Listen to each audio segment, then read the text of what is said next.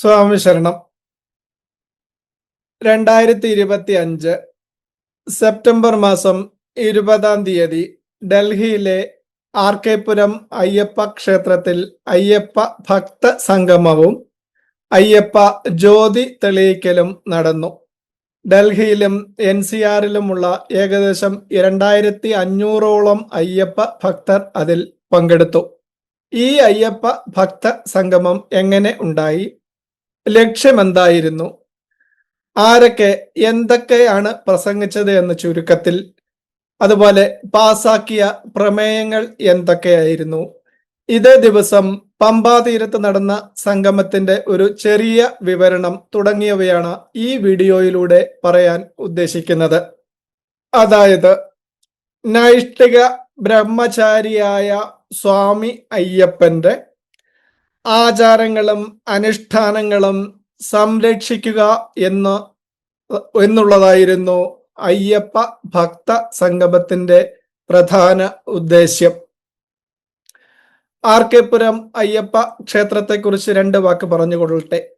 ശബരിമല ക്ഷേത്രം കഴിഞ്ഞാൽ ഡൽഹിയിലെ രാമകൃഷ്ണപുരം സെക്ടർ 2 സ്ഥിതി ചെയ്യുന്ന അയ്യപ്പ ക്ഷേത്രമാണ് ഏറ്റവും പ്രശസ്തമായ അയ്യപ്പ ക്ഷേത്രം. താന്ത്രിക വിധി പ്രകാരമുള്ള മുഴുവൻ ദിവസ പൂജകളും നടക്കുന്ന മഹാക്ഷേത്രമാണിത്.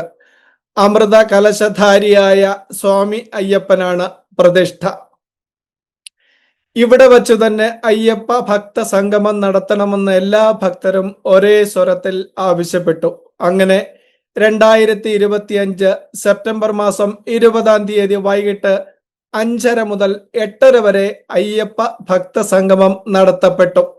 ഡൽഹിയിലും അതുപോലെ നോയിഡ, ഫരീദാബാദ്, ഗുരുഗ്രാം തുടങ്ങിയ സ്ഥലങ്ങളിൽ നിന്നുമുള്ള ഏകദേശം 2500ഓളം അയ്യപ്പ ഭക്തർ സംഗമത്തിൽ പങ്കെടുത്തു. ജനം TV ഇത് തത്സമയം സംപ്രേക്ഷണം ചെയ്യുകയും ചെയ്തു. സ്വാമി അയ്യപ്പന്റെ ശ്രീകോവിലിൽ നിന്നും മേൽശാന്തി ശ്രീ ഋഷികേശൻ നമ്പൂതിരി പകർന്നു നൽകിയ അയ്യപ്പ ജ്യോതി അയ്യപ്പ നാമ ജപ ഘോഷയാത്രയോടെ ഭക്തർ സംഗമ മൈതാനിയിൽ എത്തിച്ചു. മുഖ്യ അതിഥിയായിരുന്ന തിരുവനന്തപുരത്തെ ശ്രീരാമദാസ ആശ്രമം അധ്യക്ഷൻ സ്വാമി ശക്തി ശാന്താനന്ദയും മറ്റ് സംഘാടകരും ചേർന്ന് അയ്യപ്പ ജ്യോതി ഭദ്രദീപത്തിൽ തെളിയിച്ചു. തുടർന്ന് കുമാരി വീണ S. നായരുടെ പ്രാർത്ഥനാ ഗാനത്തോടെ ഭക്തി സംഗമം ആരംഭിച്ചു. അയ്യപ്പ ക്ഷേത്ര സമിതി പ്രസിഡന്റ് ശ്രീ അജിത് കുമാർ ആശംസാ പ്രസംഗം നടത്തി. പല ക്ഷേത്ര ആചാരങ്ങളുടെയും ശാസ്ത്രീയ വശങ്ങൾ അദ്ദേഹം വിശദീകരിച്ചു. തുടർന്ന് സംഘാടക സമിതി ചെയർമാനായ ശ്രീ ബാബു പണിക്കർ ആശംസാ പ്രസംഗം നടത്തി. 2018 യുവതീ പ്രവേശനവുമായി നടന്ന സംഭവങ്ങൾക്കെല്ലാം അതിന് ഉത്തരവാദിത്തപ്പെട്ട ഭരണാധികാരികൾ പ്രായശ്ചിത്തം ചെയ്യേണ്ടി വരുമെന്നും അതൊന്നും ഭക്തന്മാർക്ക് മറക്കാൻ കഴിയില്ല എന്നും അദ്ദേഹം എടുത്തു പറഞ്ഞു. തുടർന്ന് പ്രസംഗിച്ച സ്വാമി ശക്തി ശാന്താനന്ദയുടെയും ബാസുരി സ്വരാജ് MP തീപ്പരി പ്രസംഗങ്ങളാണ് ഭക്തസംഗമത്തിൽ കണ്ടത്. അതിന്റെ സാരാംശങ്ങൾ ഈ വീഡിയോയുടെ അവസാന ഭാഗത്തേക്ക് ഞാൻ മാറ്റിവെച്ചിട്ടുണ്ട്. പിന്നീട് അത് വിശദീകരിക്കാം. RK പുരം MLA ആയ ശ്രീ അനിൽ ശർമ്മ അദ്ദേഹത്തിന്റെ പ്രസംഗത്തിൽ സനാതന ധർമ്മം രക്ഷിക്കുക എന്നതാണ് പ്രധാന ഉദ്ദേശമെന്ന് എടുത്തു പറഞ്ഞു. ഭാരതത്തിന്റെ സനാതന ധർമ്മ സംരക്ഷണം നമ്മുടെ ഉത്തരവാദിത്വമാണ്. അതിനെ തൊടാൻ ആരെയും അനുവദിക്കത്തില്ല. Janam TV executive chairman Shri Suresh Kumar സംഗമത്തെ അഭിസംബോധന ചെയ്തു. പമ്പയിൽ ഇന്ന് നടന്നത് 623 നിരീശ്വരവാദികളുടെ കൂട്ടമാണ്. എന്നാൽ ഇവിടെ ഡൽഹിയിൽ നടക്കുന്നത് ഭക്തന്മാരുടെ സംഗമമാണ്. ടിപ്പുവിന്റെ പടയോട്ടക്കാലത്ത് വടക്കൻ കേരളത്തിലെ ആയിരക്കണക്കിന് ക്ഷേത്രങ്ങൾ കൊള്ളയടിക്കുകയും നശിപ്പിക്കപ്പെടുകയും ചെയ്തു. നഷ്ടപ്പെട്ട ഈ ക്ഷേത്രങ്ങൾ തിരിച്ചു പിടിക്കേണ്ടതായിട്ടുണ്ട്. സംഗമത്തെ അഭിസംബോധന ചെയ്ത ഡൽഹി NSS പ്രസിഡന്റും സംഗമത്തിന്റെ രക്ഷാധികാരിയുമായ ശ്രീ MKG പിള്ള പറഞ്ഞത്, യഥാർത്ഥ ഭക്തി സംഗമമാണ് ഇന്ന് ഡൽഹിയിൽ നടക്കുന്നത്. പമ്പയിൽ നടത്തുന്ന സംഗമക്കാർക്ക് ഭക്തിയോ യാതൊരു ഉദ്ദേശശുദ്ധിയോ ഇല്ലെന്ന് അദ്ദേഹം തുറന്നടിച്ചു. 2018 നടന്ന യുവതീ പ്രവേശന പ്രക്ഷോഭത്തെ തുടർന്നും നാമജപ ഘോഷയാത്ര നടത്തിയവരെയും പോലീസ് തല്ലിച്ചതയ്ക്കുകയും കള്ളക്കേസുകളിൽ കുടുക്കുകയുമാണ് ചെയ്തത്. ഇവർക്ക് ഭക്തരോട് എന്തെങ്കിലും ആത്മാർത്ഥതയുണ്ടെങ്കിൽ ഈ കേസുകൾ പിൻവലിക്കണം. വിശ്വ ഹിന്ദു പരിഷത്തിന്റെ ശ്രീ ബിജു കൃഷ്ണൻ പറഞ്ഞത് ശബരിമലയിൽ ദേവസ്വം ബോർഡിന്റെ നേതൃത്വത്തിൽ മുഴുവൻ സമയ കൊള്ളയാണ് നടക്കുന്നത് എന്നാണ്. ശ്രീകോവിലിലെ ദ്വാരപാലകരുടെ സ്വർണ്ണ കവചത്തിൽ നിന്നും സ്വർണം അടിച്ചുമാറ്റി ശബരിമലയെയും ഹിന്ദു ക്ഷേത്രങ്ങളെയും നശിപ്പിക്കുക എന്നുള്ളതാണ് നിരീശ്വരവാദികളായ ഭരണാധികാരികളുടെ ലക്ഷ്യം. 7 കോടി രൂപ ചെലവഴിച്ച് നടത്തിയ പമ്പ സംഗമത്തിൽ നിന്നും ഭക്തന്മാർ പൂർണ്ണമായും വിട്ടുനിന്നു. സംഗമത്തെ അഭിസംബോധന ചെയ്ത ഡോക്ടർ സുനിത വേണുഗോപാൽ പറഞ്ഞത്, ഇലക്ഷൻ അടുക്കുമ്പോൾ സ്വാമി അയ്യപ്പനെ ഓർക്കുന്ന കുറെ നിരീശ്വരവാദികൾ നടത്തിയതാണ് പമ്പ സംഗമം എന്നാണ്. ഒഴിഞ്ഞ കസേരകളോടാണ് അവർ പ്രസംഗിച്ചത്. സെക്രട്ടേറിയറ്റിലിരുന്ന് ചർച്ച ചെയ്യാവുന്ന കാര്യങ്ങൾ കോടിക്കണക്കിന് രൂപ ചെലവഴിച്ച് പമ്പയിൽ കൊണ്ടുപോയി നടത്തിയത് എന്തിന്? എന്നാൽ ഇന്ന് ആർ.കെ. പുരം അയ്യപ്പ ക്ഷേത്രത്തിൽ നടക്കുന്നത് ആയിരങ്ങൾ പങ്കെടുക്കുന്ന യഥാർത്ഥ ഭക്ത സംഗമമാണ്. ഇത്തരുണത്തിൽ പമ്പയിൽ നടന്ന സംഗമത്തിൽ ബഹുമാനപ്പെട്ട മുഖ്യമന്ത്രി ശ്രീമദ് ഭഗവത്ഗീതയിലെ ശ്ലോകങ്ങൾ ഉദ്ധരിച്ചതിനെ കുറിച്ച് 2 വാക്ക് പറഞ്ഞുകൊള്ളട്ടെ. 12-ാം അധ്യായത്തിലെ, അതായത് ഭക്തിയോഗത്തിലെ 13-ാമത്തെ ശ്ലോകമാണ് അദ്ദേഹം ഉദ്ധരിച്ചത്. ശ്ലോകം നിങ്ങൾക്ക് വേണ്ടി ഞാൻ ചൊല്ലാം. അദ്വേഷ്ടാ സർവഭൂതാനാം മൈത്രഃ കരുണ ഏവച നിർമ്മമോ നിരഹങ്കാര സമദുഃഖ സുഖ ക്ഷമീ. ഇതിന്റെ അർത്ഥം അദ്ദേഹം തന്നെ വിശദീകരിച്ചത് ഇങ്ങനെയാണ്: ഒന്നിനെയും ദ്വേഷിക്കാത്തവനും എല്ലാത്തിനും മിത്രമായിരിക്കുന്നവനും എന്തും ക്ഷമിക്കുകയും സഹിക്കുകയും ചെയ്യുന്നവനും ആയിരിക്കും യഥാർത്ഥ ഭക്തൻ. ഗീതയിലെ ഭക്ത സങ്കല്പം ഉയർത്തിപ്പിടിക്കാനാണ് പമ്പ ഭക്ത സംഗമം എന്ന് അദ്ദേഹം എടുത്തു പറഞ്ഞു. ഈ അവസരത്തിൽ കേരളത്തിന്റെ മുഖ്യമന്ത്രി സനാതന ധർമ്മത്തിന്റെ സാരാംശമായ ശ്രീമദ് ഭഗവത്ഗീത ചൊല്ലിയത് ഒരു വലിയ സംഭവമായി ഞങ്ങൾ ഭക്തർ കരുതുന്നു. എന്നാൽ ഇവിടെ വളരെ ഏറെ പ്രസക്തമായ ചോദ്യങ്ങളുണ്ട്. ഭക്തനെയും ഭക്തരെയും മാനിക്കാത്ത ധാരാളം സംഭവങ്ങൾ നടന്നിട്ടുണ്ട്. 2018 ശബരിമലയിൽ പോലീസ് അകമ്പടിയോടുകൂടി ആക്ടിവിസ്റ്റുകളായ യുവതികളെ കയറ്റിയത് ശ്രീമദ് ഭഗവത്ഗീതയിലെ ഭക്തന്റെ ലക്ഷണം അല്ല. ആചാരവിധ്വംസത്തിന് വേണ്ടി സുപ്രീം കോടതിയിൽ അഫിഡാവിറ്റ് കൊടുത്തത് ശ്രീമദ് ഭഗവത്ഗീതയിലെ ഭക്തന്റെ ലക്ഷണം അല്ല. അതുപോലെ അയ്യപ്പ നാമം ജപിച്ച ഭക്തരെ കേരളത്തിലെ തെരുവുകളിലിട്ട് പോലീസ് തല്ലിച്ചതച്ചത് ഭഗവത്ഗീതയിലെ ഭക്തന്റെ ലക്ഷണം അല്ല. ശബരിമലയിലെ ആചാരങ്ങൾ അതേപടി നിലനിർത്തണമെന്നാവശ്യപ്പെട്ട ഭക്തരെ കള്ളക്കേസിൽ കുടുക്കിയത് ഭഗവത്ഗീതയിലെ ഭക്തന്റെ ലക്ഷണം അല്ല. ആ കേസുകൾ ഇപ്പോഴും പിൻവലിക്കാത്തത് ഭഗവത്ഗീതയിലെ ഭക്തന്റെ ലക്ഷണം അല്ല. ഈ അവസരത്തിൽ പ്രജ്ഞാപ്രവാഹിന്റെ അഖില ഭാരതീയ സഹയോഗ ആയ ശ്രീ ജെ നന്ദകുമാർ ബഹുമാനപ്പെട്ട മുഖ്യമന്ത്രിയുടെ ഭക്തിയെക്കുറിച്ച് വിശേഷിപ്പിച്ചത് ഭഗവത്ഗീതയിലെ മിഥ്യാചാരനോടാണ്. ഭഗവത്ഗീതയിലെ 3-ാം അധ്യായത്തിലെ, അതായത് കർമ്മയോഗത്തിലെ 6-ാം ശ്ലോകത്തിലാണ് മിഥ്യാചാരന്റെ ലക്ഷണങ്ങളെ കുറിച്ച് ഭഗവാൻ ശ്രീകൃഷ്ണൻ വിവരിക്കുന്നത്. ഞാൻ നിങ്ങൾക്ക് വേണ്ടി ആ ശ്ലോകം ചൊല്ലാം. കർമ്മേന്ദ്രിയാണി സംയമ്യ യ ആസ്തേ മനസാ സ്മരൻ ഇന്ദ്രിയാർത്ഥാൻ വിമൂഢാത്മാ മിഥ്യാചാരസ്സ ഉച്യതേ. ഇവിടെ മിഥ്യാചാരന് പാപമാചരിക്കുന്നവൻ, കപടനാട്യക്കാരൻ എന്നെല്ലാം അർത്ഥമുണ്ട്. ഇത്തരക്കാർ അഭ്യസ്തവിദ്യരായ അനുയായികളെ ഭോഷ്ക് പറഞ്ഞ് കബളിപ്പിക്കാനായി ശുഷ്കമായ തത്വജ്ഞാനം പറഞ്ഞു നടക്കും.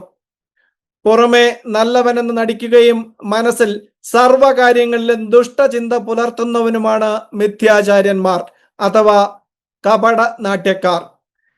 അത് എനിവേ അതങ്ങനെ നിൽക്കട്ടെ. നമ്മൾക്ക് വീണ്ടും ഭക്തി സംഗമത്തിലേക്ക് തിരികെ വരാം. ഭാസുരി സ്വരാജ് എംപിയുടെയും സ്വാമി ശക്തി ശാന്താനന്ദയുടെയും ശ്രീ MD ജയപ്രകാശിന്റെയും പ്രസംഗങ്ങളുടെ പ്രസക്ത ഭാഗങ്ങളിലേക്ക് വരുന്നതിന് മുൻപ് അയ്യപ്പ സംഗമം വിജയകരമാക്കി തീർത്തവരെ കുറിച്ച് 2 വാക്ക് പറഞ്ഞുകൊള്ളട്ടെ. നവോദയത്തിന്റെയും ബാലഗോകുലത്തിന്റെയും രക്ഷാധികാരിയും അയ്യപ്പ സംഗമത്തിന്റെ രക്ഷാധികാരിയുമായ ശ്രീ N വേണുഗോപാൽ, നവോദയത്തിന്റെയും ബാലഗോകുലത്തിന്റെയും പ്രസിഡന്റായ ശ്രീ PK സുരേഷ്, ഭാരത് ഭാരതിയുടെ ഡൽഹി സംയോജക് ആയ ശ്രീ KP ബാലചന്ദ്രന്റെ നേതൃത്വത്തിൽ 100ഓളം സ്വയം സേവകരും ബാലഗോകുലത്തിന്റെയും നവോദയത്തിന്റെയും അംഗങ്ങളും വോളണ്ടിയേഴ്സായി സംഗമത്തിന്റെ വിജയത്തിനായി അക്ഷീണം പ്രവർത്തിച്ചു. അതേപോലെ RK പുരം അയ്യപ്പ ക്ഷേത്ര ഭാരവാഹികളായ president Shri Ajith Kumar, secretary Shri Jayakumar, treasurer Shri MD Pillai തുടങ്ങിയവരുടെ അക്ഷീണ പരിശ്രമം ഇതിന്റെ വിജയത്തിലുണ്ട്. പ്രത്യേകിച്ചും ജോയിന്റ് സെക്രട്ടറി ആയ ശ്രീ രാമേട്ടൻ്റെത്. ഓഫീസ് മാനേജേഴ്സായ ശ്രീ ജയന്റെയും സജീവന്റെയും പരിശ്രമങ്ങൾ എടുത്തു പറയേണ്ടതാണ്. ഉത്തര ഗുരുവായൂരപ്പൻ ക്ഷേത്ര ഭാരവാഹികളായ ശ്രീ രമേശ് നമ്പ്യാർ, ശ്രീ വേണുഗോപാൽ, ശ്രീ ഹരിയേട്ടൻ, 17ഓളം വരുന്ന ക്ഷേത്ര സമിതികൾ, ഡൽഹി NCRൽ ഉള്ള അയ്യപ്പ പൂജാ സമിതികൾ, പാഞ്ചജന്യം, ഡൽഹി NSS, SNDP, പുലയർ മഹാസഭ, ഗായത്രി, വിശ്വകർമ്മ സഭ, കലാ സാംസ്കാരിക സംഘടനകൾ, ശ്രീ MR വിജയൻ, ജനം TVയുടെ ശ്രീ ജിഷ്ണു, ശ്രീകാന്ത് തുടങ്ങിയവർ സംഗമത്തിന്റെ വിജയത്തിനായി പൂർണ്ണമായും സഹകരിച്ചു. തത്സമയ സംപ്രേക്ഷണത്തിലൂടെ ജനം TV സംഗമത്തിന് ജനങ്ങളിൽ എത്തിച്ചു. ഇനി ഭാസുരി സ്വരാജ് MPയുടെ പ്രസംഗത്തിന്റെ സാരാംശത്തിലേക്ക് കടക്കാം. ലിംഗസമത്വത്തിന്റെയും വ്യക്തി സ്വാതന്ത്ര്യത്തിന്റെയും മറപിടിച്ച് വിശ്വാസത്തെയും സനാതന ധർമ്മത്തെയും നശിപ്പിക്കാൻ അനുവദിക്കില്ലെന്ന് ശ്രീമതി ഭാസുരി സ്വരാജ് MP പറഞ്ഞു. ഹരിഹരപുത്രനായ അയ്യപ്പൻ ധർമ്മത്തിന്റെ പ്രതീകമാണ്. ആ പ്രതീകം സ്ഥിരവും ശാശ്വതവും അചഞ്ചലവുമാണ്. നിരീശ്വരവാദികളായ സ്യൂഡോ സെക്യുലർകാർക്ക് ഇത് മനസ്സിലാകില്ല. ശ്രീമതി ഭാസുരി സ്വരാജ് പറഞ്ഞു. സ്വാമി അയ്യപ്പൻ നൈഷ്ഠിക ബ്രഹ്മചാരിയാണ്. ശബരിമലയിൽ 8 വയസ്സിൽ താഴെയുള്ള കുട്ടികൾക്കും 60 വയസ്സിൽ മുകളിലുള്ള സ്ത്രീകൾക്കും യാതൊരു വിലക്കുമില്ല. സ്ത്രീ സമത്വത്തിന്റെയും ലിംഗസമത്വത്തിന്റെയും പേരിലാണ് നിരീശ്വരവാദികൾ മുറവിളി കൂട്ടുന്നത്. നമ്മുടെ സനാതന ധർമ്മത്തിൽ ശിവനും ശക്തിയും ഒന്നാണ്, കൃഷ്ണനും രാധയും ഒന്നാണ്. ഒന്ന് മറ്റൊന്നിൽ നിന്ന് വേർതിരിച്ച് കാണുക എന്ന് പറയുന്നത് വളരെ പ്രയാസമാണ്. അതാണ് സനാതന ധർമ്മത്തിലെ ജെൻഡർ ഇക്വാളിറ്റി. പക്ഷേ ഇതൊന്നും അജ്ഞാനിയായ നിരീശ്വരവാദികൾക്കോ സ്യൂഡോ സെക്യുലറിസ്റ്റുകൾക്കോ മനസ്സിലാകില്ല. പിന്നീട് മുഖ്യ അതിഥിയും ഉദ്ഘാടക പ്രാസംഗികനുമായ ശ്രീരാമദാസ ആശ്രമം അധ്യക്ഷൻ സ്വാമി ശക്തി ശാന്താനന്ദ മഹർഷി വളരെ വിശദീകരിച്ചുള്ള ഒരു തീപ്പരി പ്രസംഗമാണ് നടത്തിയത്. അതിന്റെ ഒരു ചുരുക്ക രൂപം ഞാൻ നിങ്ങളോട് പറയാം. നമ്മൾക്ക് രാഷ്ട്രമാണ് വലുത്. രാഷ്ട്രമില്ലെങ്കിൽ നമ്മുടെ സംസ്കാരം നശിക്കും. ഭാരതത്തിന്റെ സനാതന ധർമ്മം രോഗഗ്രസ്തമായിരിക്കുന്നതിന്റെ കാരണം നമ്മൾ തന്നെയാണ്. ആചാര്യന്മാർ തന്ന ഉപദേശങ്ങൾ അനുസരിക്കാത്തത് കൊണ്ടാണ് ഇത് സംഭവിച്ചത്. അഹം ബ്രഹ്മാസ്മി എന്നും പ്രഖ്യാപിച്ച ഈ ലോകത്തിലെ ഏറ്റവും ഉന്നതമായ ഒരു സംസ്കാരമാണ് നമ്മുടേത്. ആത്മതത്വമാണ് ഈശ്വരനെന്ന് പഠിപ്പിച്ച ശാസ്ത്രമാണ് നമ്മുടെ സനാതന ധർമ്മം. അത് നിരീശ്വരവാദിയായ രാഷ്ട്രീയക്കാരന് മനസ്സിലാകില്ല. നമ്മുടേത് രാമ രാമ രാമ എന്ന് നാമം ജപിച്ച് വളർത്തിയെടുത്ത സംസ്കാരമാണ്. നമ്മുടെ ധർമ്മം സനാതന ധർമ്മമാണ്. സനാതനം മീൻസ് എവർ ലാസ്റ്റിംഗ്. എന്ന് തുടങ്ങിയെന്നോ എന്ന് തീരുമെന്നോ പറയാൻ കഴിയാത്ത എന്നും നിലനിൽക്കുന്ന ആ അന്തസത്തയാണ്, സംസ്കാരമാണ് സനാതനമെന്ന് പറയുന്നത്. നമ്മുടെ ആചാരങ്ങളും അനുഷ്ഠാനങ്ങളും സനാതന ധർമ്മത്തിൽ അധിഷ്ഠിതമാണ്. അത് സംരക്ഷിക്കാൻ നമ്മൾ ഏവരും ബാധ്യസ്ഥരാണ്. സനാതനധർമ്മം അടിസ്ഥാനമായുള്ള ഒരു സമ്പദ്ഘടനയും ശക്തമായ ഒരു രാഷ്ട്രീയ സംഘടനാ ബലവും നമുക്കുണ്ടാകണം. അങ്ങനെയെങ്കിൽ മാത്രമേ നമുക്ക് സനാതനധർമ്മം സംരക്ഷിക്കാൻ പറ്റുകയുള്ളൂ. സ്വാമി അയ്യപ്പനെ സംരക്ഷിക്കാൻ പറ്റുകയുള്ളൂ. നമ്മൾ ഓരോരുത്തരും നമ്മൾ ഈശ്വരനാണെന്ന് വിശ്വസിക്കുക. അഹം ബ്രഹ്മാസ്മി പ്രജ്ഞാനം ബ്രഹ്മ, അയമാത്മാ ബ്രഹ്മ എന്ന് പറഞ്ഞതും തത്വമസി എന്ന് പറഞ്ഞതും ഇതിൽ എല്ലാം അടങ്ങിയിരിക്കുന്നതും ഞാൻ തന്നെ എന്ന ഈശ്വരനാണ് എന്നാണ്. ആ വിശ്വാസത്തിൽ നമ്മൾ പ്രവർത്തിച്ചാൽ നമ്മൾക്ക് സനാതന ധർമ്മം അനുസരിച്ചുള്ള ഒരു രാഷ്ട്രം സ്ഥാപിക്കാൻ കഴിയും. സംസ്കാരവും സമ്പദ്ഘടനയും രാഷ്ട്രീയ സംവിധാനവും സനാതന ധർമ്മത്തെ സംരക്ഷിക്കുന്നതിന് ഉതകുന്നതായി തീരാൻ നമ്മൾ ഏവരും വളരെയധികം പ്രയത്നിക്കേണ്ടതുണ്ട്, അദ്ദേഹം പറഞ്ഞു. വീണ്ടും, ശരീരശുദ്ധിയുള്ള സ്ത്രീകൾ മാത്രമേ ശബരിമലയിൽ പോകാവൂ എന്ന ആചാരമാണ് നിരീശ്വരവാദികൾ ചോദ്യം ചെയ്യുന്നത്. ശരീരശുദ്ധിയെക്കുറിച്ച് സ്വാമി ശക്തി ശാന്താനന്ദ വളരെ വിശദമായി തന്നെ സംസാരിച്ചു. നമ്മുടെ ശരീരത്തിൽ മലം, മൂത്രം, രക്തം തുടങ്ങി പലവിധ മാലിന്യ വസ്തുക്കളുണ്ട്. അത് ശരീരത്തിൽ ഇരിക്കുമ്പോൾ അത് ശരീരത്തിന്റെ ഭാഗമാണ്. എന്നാൽ അത് പുറത്തു വന്നു കഴിഞ്ഞാൽ അശുദ്ധമാണ്. ഏത് വസ്തുവും അത് ഇരിക്കേണ്ട സ്ഥാനത്ത് തന്നെ ഇരിക്കണം. അതല്ലെങ്കിൽ അതിന്റെ ഗുണത്തിലും സ്വഭാവത്തിലും വ്യത്യാസം വരും. മലമൂത്രം തുടങ്ങിയ മലിന വസ്തുക്കൾ നമ്മൾ പൂജാമുറിയിലോ അടുക്കളയിലോ അല്ല ഉപേക്ഷിക്കേണ്ടത്. അതിനെ ഉപേക്ഷിക്കേണ്ട സ്ഥാനത്താണ് ഉപേക്ഷിക്കേണ്ടത്. അത് തന്നെയാണ് സ്ത്രീ ശുദ്ധിയെക്കുറിച്ചുള്ള തത്വവും. അശുദ്ധമായ വസ്തുവിനെ ശുദ്ധമായ സ്ഥലത്ത് ഉപേക്ഷിക്കരുത് എന്നത് നമ്മുടെ ആചാരത്തിന്റെ ഭാഗമാണ്. അതിനെ ചോദ്യം ചെയ്യാൻ ആർക്കും അവകാശമില്ല. ആക്രമണകാരികളായ കൊള്ളക്കാർ നമ്മുടെ ക്ഷേത്രങ്ങൾ കൊള്ളയടിക്കുകയും ധനം അപഹരിച്ചു കൊണ്ടുപോവുകയും ചെയ്തു. അവർ നമ്മുടെ വേദങ്ങളും ഉപനിഷത്തുക്കളും തീയിട്ടു നശിപ്പിച്ചു. ഇന്നും അവർ പല രൂപത്തിൽ നമ്മെ ആക്രമിച്ചു കൊണ്ടേയിരിക്കുന്നു. അതിൽ ഒന്ന് മതേതരത്വം പറഞ്ഞിട്ടാണ്. മതേതരത്വം ഭാരത സംസ്കാരത്തിന്റെ ഭാഗമാണ്. അത് ചില തത്പര കക്ഷികൾ പറയുന്നത് പോലെ സങ്കുചിതമല്ല. ഓരോ ഹിന്ദുവിന്റെ മജ്ജയിലും മാംസത്തിലും ഓരോ കോശത്തിലും അവൻ മതേതരവാദിയാണ്. അതിലുപരി അവൻ മനുഷ്യത്വവാദിയാണ്. വിവിധങ്ങളായ ആശയങ്ങളെയും ആചാരങ്ങളെയും അവൻ സഹിഷ്ണുതയോടെ നോക്കിക്കണ്ടു. പീഡിപ്പിക്കപ്പെട്ട മതവിഭാഗങ്ങൾക്ക് അവൻ ആശ്രയമേകി.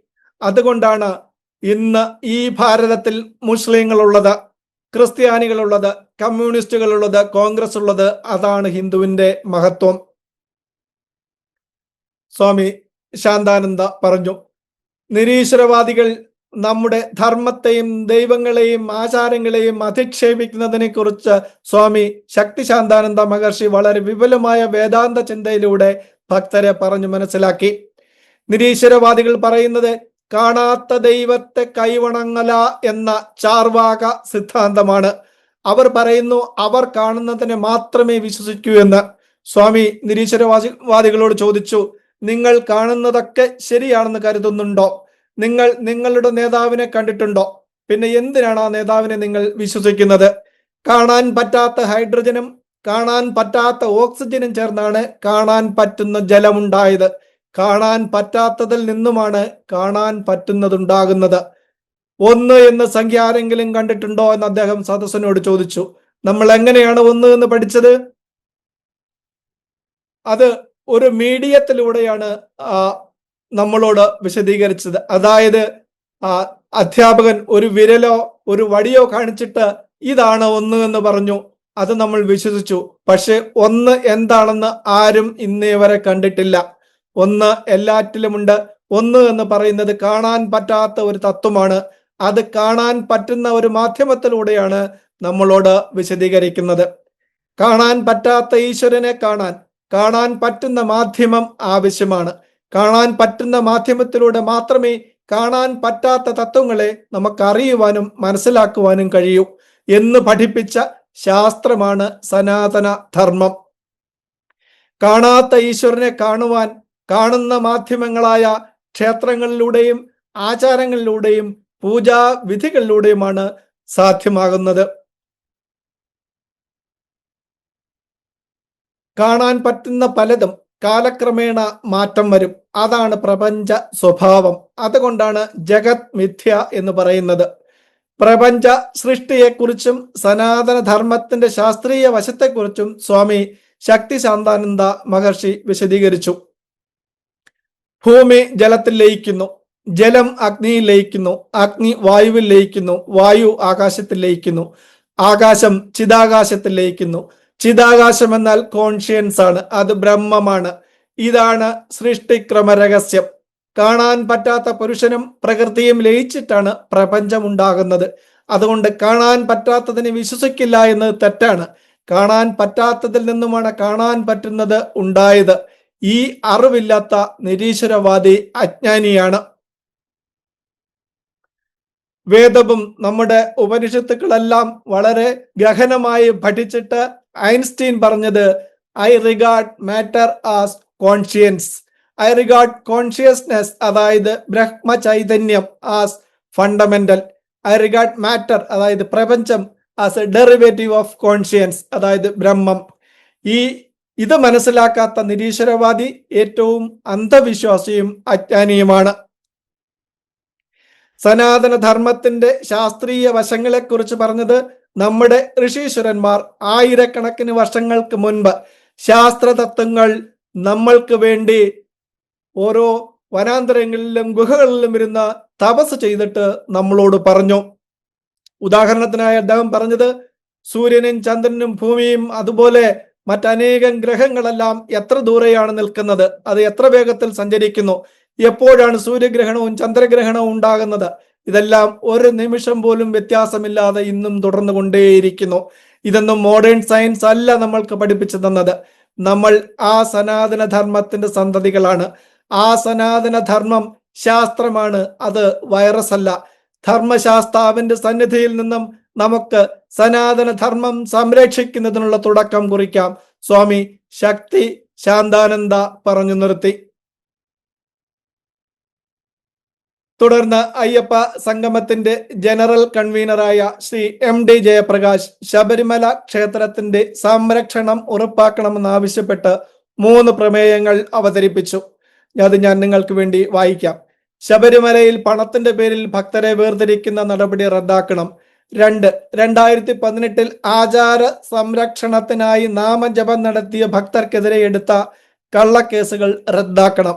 ശബരിമലയെ ദേശീയ തീർത്ഥാടന കേന്ദ്രമായി പ്രഖ്യാപിച്ച് സംരക്ഷിക്കണം. ഈ 3 ആവശ്യങ്ങളും ഉന്നയിച്ചുകൊണ്ടുള്ള പ്രമേയം ഭക്തസംഗമം ശരണം വിളിയോടെ പാസാക്കി.